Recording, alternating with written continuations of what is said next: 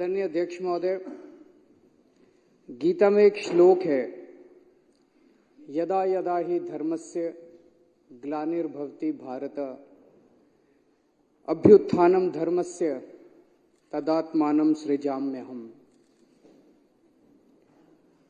इस श्लोक का मतलब है भगवान श्री कृष्ण अर्जुन कोई नहीं कह रहे, अर्जुन के जरिए पूरी सृष्टि को कहने की कोशिश कर रहे हैं कि जब जब पृथ्वी के ऊपर धर्म को कुचला जाएगा और जब जब अधर्म बहुत ज्यादा हो जाएगा, तब तब मैं उत्पन्न होऊंगा, तब तब मैं अवतार लूंगा।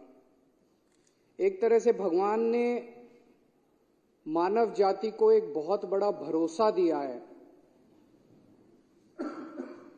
कई ऐसे मौके आते हैं मानव इतिहास में जब अधर्म बहुत ज्यादा हो जाता है, बहुत ज्यादा हो जाता है और लोगों को लगने लगता है कि सच्चाई से कुछ नहीं होगा, ईमानदारी से कुछ नहीं होगा, अधर्म करने से ही होगा। चारों तरफ अधर्म का बोलबाला हो जाता है, आदमी, अच्छे लोग उम्मीद खो बैठते हैं।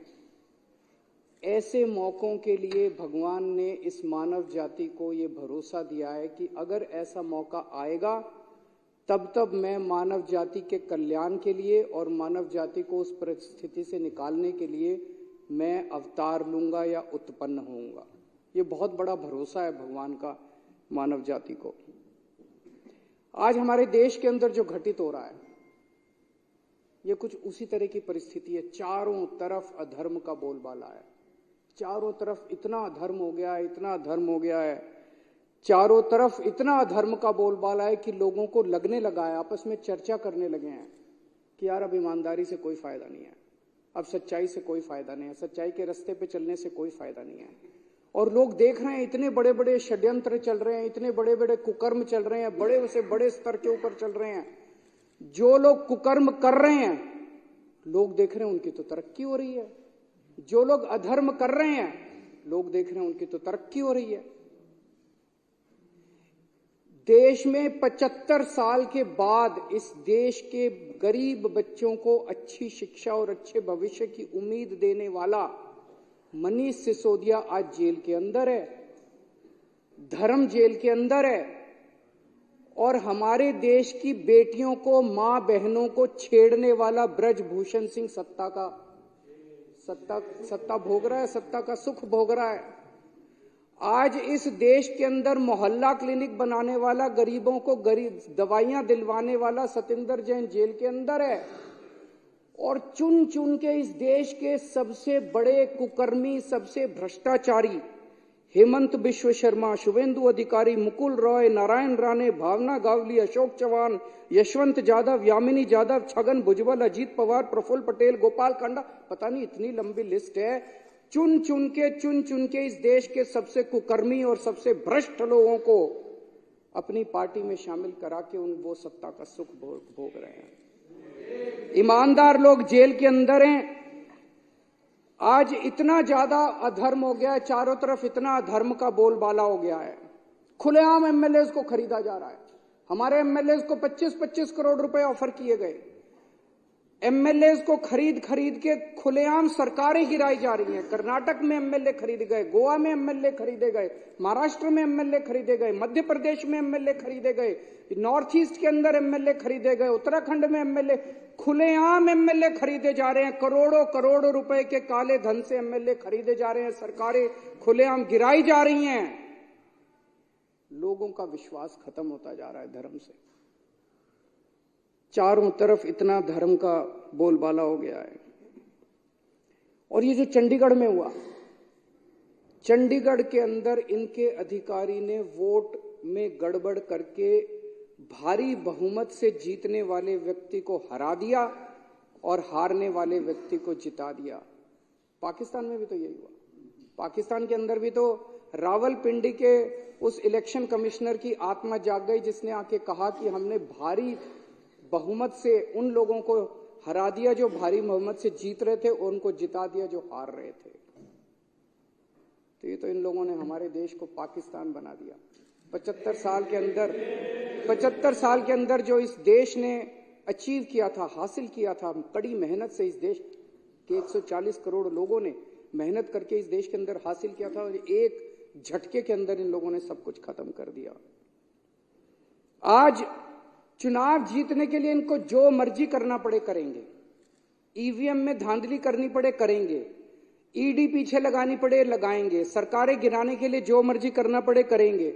आज सारे विपक्ष के नेताओं को एक एक एक एक करके ये जेल में डालते जा रहे हैं। चुनाव तो लड़ने के लिए कोई बचेगा ही नहीं। आज इन्होंने अभी थोड़े दिन पहले कांग्रेस पार्टी का अकाउंट फ्रीज कर दिया। अब चारों तरफ चर्चा है अगला आम आदमी पार्टी का अकाउंट फ्रीज करने जा रहे हैं। खुलेआम कह रहे हैं हम तो 370 सीट लड़ रहे जीत रहे हैं। 370 कहने का मतलब यह है इस देश के 140 करोड़ लोगों की जरूरत नहीं है। वो कह रहे हैं तुम जाओ भाड़ में, 140 करोड़ लोग गए तेल लेने, हमें तुम्हारी जरूरत नहीं है और ना तुम्हारा वोट चाहिए, घर बैठना। 370 सीट हमारे पास मशीन है, मशीन से 370 सीटें आ रही हैं हमारी।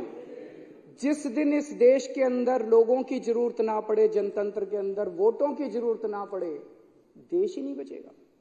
तो लोग देख रहे हैं इतने बड़े स्तर के ऊपर अधर्म ही अधर्म हो गया, इतने बड़े स्तर के ऊपर अधर्म ही अधर्म हो गया है। जो इस देश के अंदर विपक्ष की सरकारें काम करना चाहती हैं उनको काम नहीं करने देते।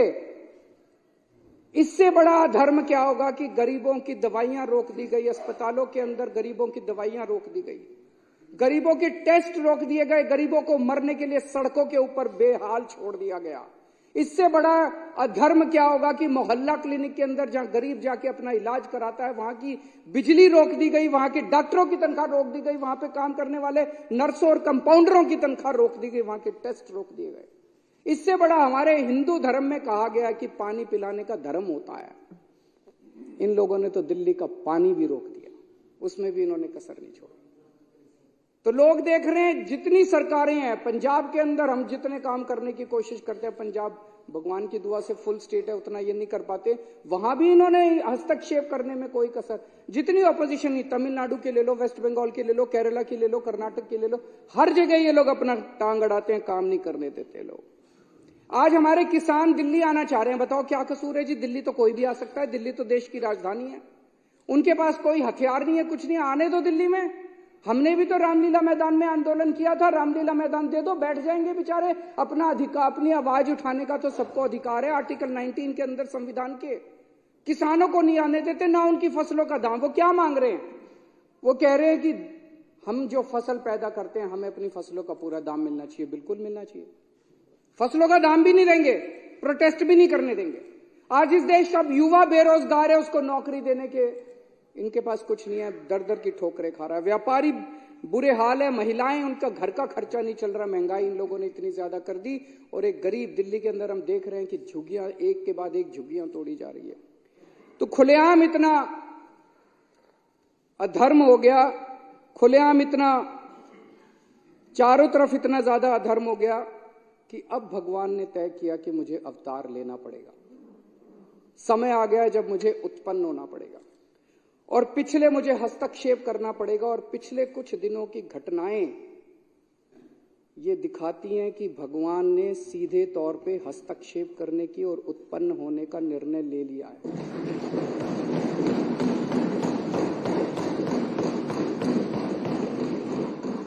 30 जनवरी को चंडीगढ़ में मेयर का चुनाव हुआ। सुबह वोटिंग पड़ी, वोटिंग पढ़ने के बाद एक प्रिजाइडिंग ऑफिसर था, पीठासीन अधिकारी अनिल मसीह, इन्हीं का आदमी था।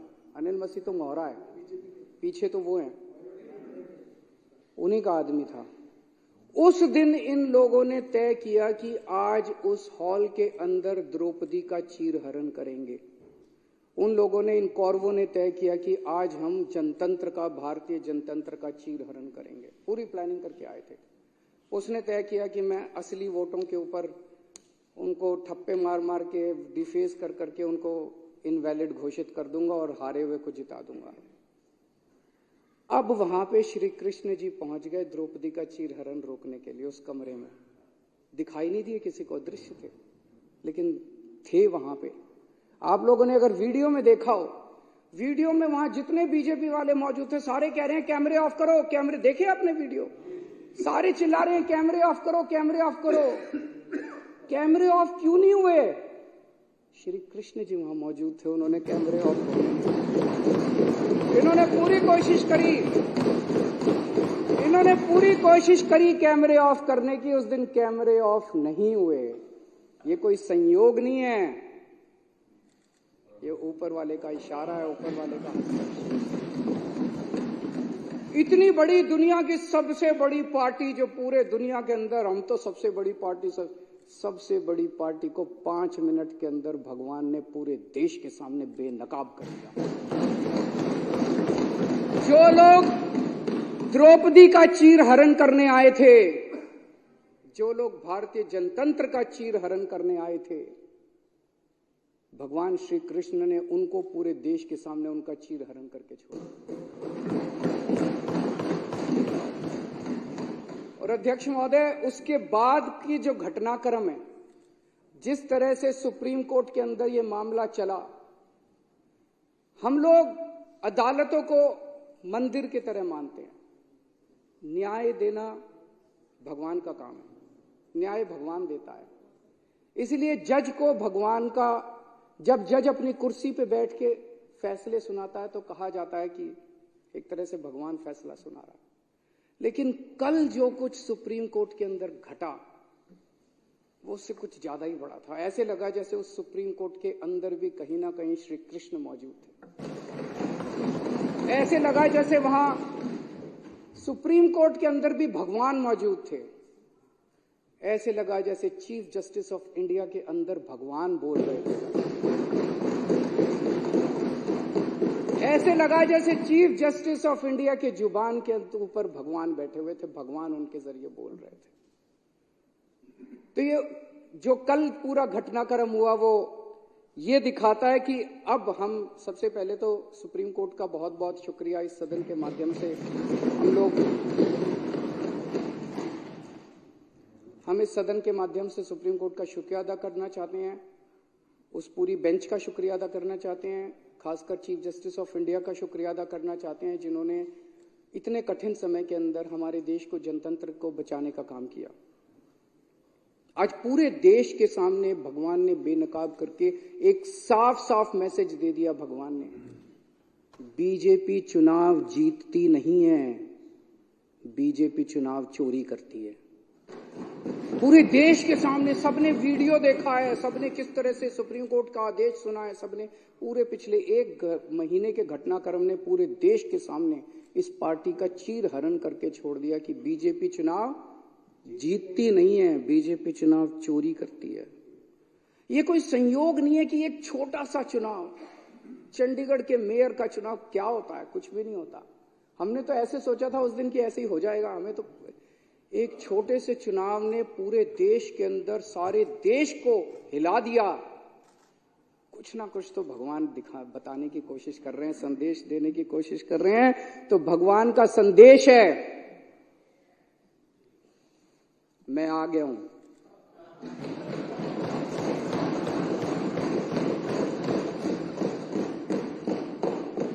बीजेपी पाप कर रही है, बीजेपी अधर्म कर रही है, अब ये नहीं चलेगा। जिन लोगों को लगता था बीजेपी हार नहीं सकती, भगवान ने दिखा दिया कि अगर चंडीगढ़ के मेयर का चुनाव हार सकती है तो बीजेपी देश का चुनाव भी हार सकती है। भगवान ने पूरे देश को एक कॉन्फिडेंस देने की कोशिश करी है कि हिम्मत मत हारो, खड़े हो, तुम लोग एक बहुत बड़े देश के निवासी हो। भारत के लोग एक बहुत बड़ी संस्कृति, हमारा कल्चर 3000-4000 साल पुराना है। डर के मत बैठो, खड़े हो, आप अपना कर्म करो, तुम लोग अपना कर्म करो। कई लोगों को इस देश के अंदर लगता है कि अब तो ईवीएम में गड़बड़ी हो गई, वोट डाल के क्या फायदा है।